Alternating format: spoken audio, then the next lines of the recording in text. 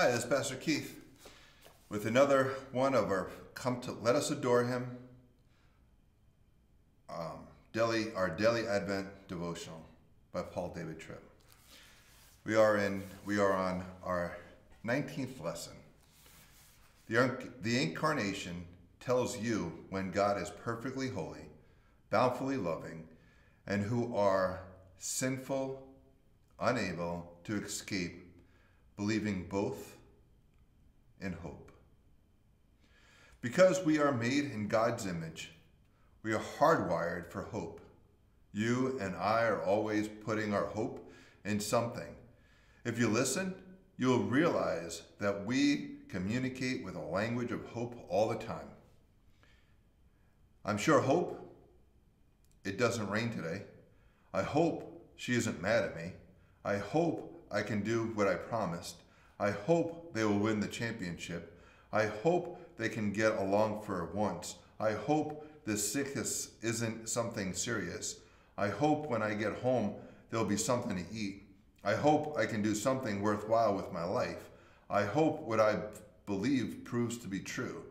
I am persuaded that the language of hope is on our lips so much because we live in a world where hope seems temporary or is often dashed.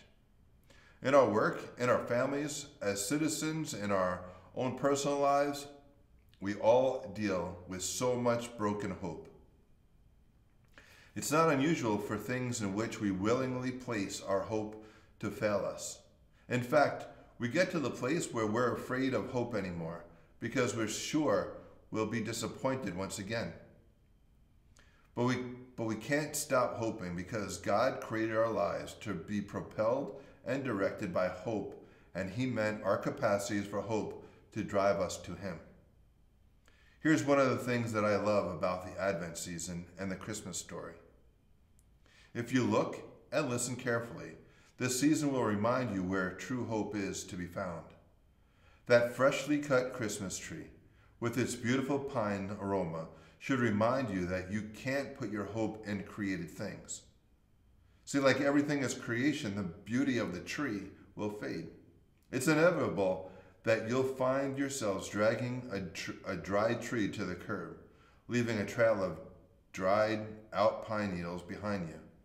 People will celebrate with you with can't you resource hope, because if you know them well, you know you're weak and needy just like you.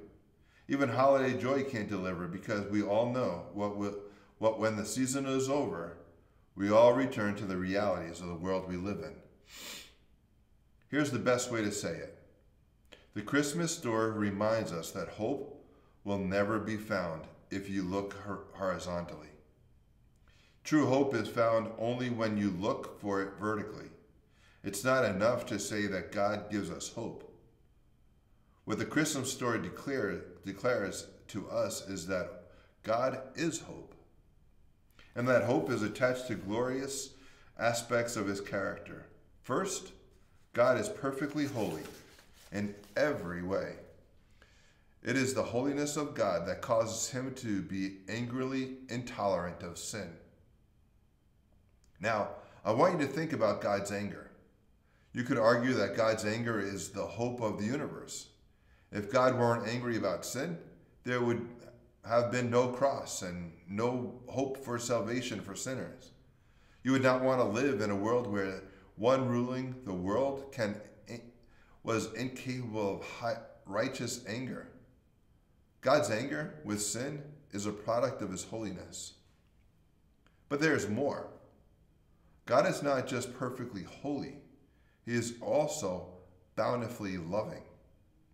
Because He is bountiful in love, God's anger with sin didn't cause Him to wipe out sinful humanity forever, but to lovingly gift us with His Son to provide rescue, forgiveness, transformation, and ultimately deliverance.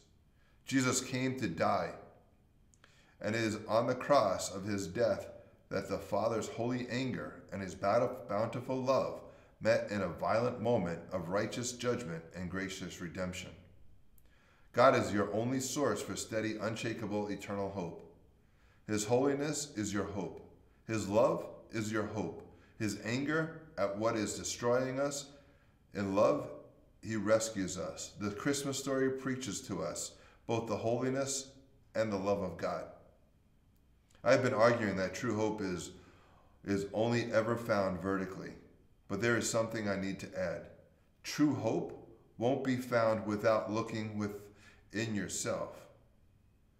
You may be thinking, how can I be to myself the hope that I need? Isn't that contradictory? Well, if true hope is found in understanding who God is, the pathway to that hope is found in admitting who we are. You will never seek the vertical hope that only God can give you. And don't first confess that you are a sinner. It's only when you humbly admit that you present empirical evidence every day that you have a wandering and rebellious heart that you will reach out for God's forgiveness and for his transforming power. But you must admit to something else. You must admit that you have no ability on your own to escape. To say that you're a sinner is not just to confess to some strong behaviors, but also to admit that you have a condition. Sin is a condition of your nature, and because it is, you can't escape it. You have no ability to run from yourself. The Christmas story confronts us with our inability, because if we had any ability whatsoever to save ourselves from sin, the birth of Jesus would not have been necessary. The Christmas story reminds us that the hopefulness is the only doorway to true eternal hope. It's only way to give up on you, that you seek and celebrate what God in holy loving offers you in the person and the work of his Son, the Lord Jesus Christ. It is true that hope isn't a thing, it's a person, and his name is Emmanuel. Celebrate hope this Christmas. For additional reading, Romans 5, 1 through 5. Until next time, may God bless you.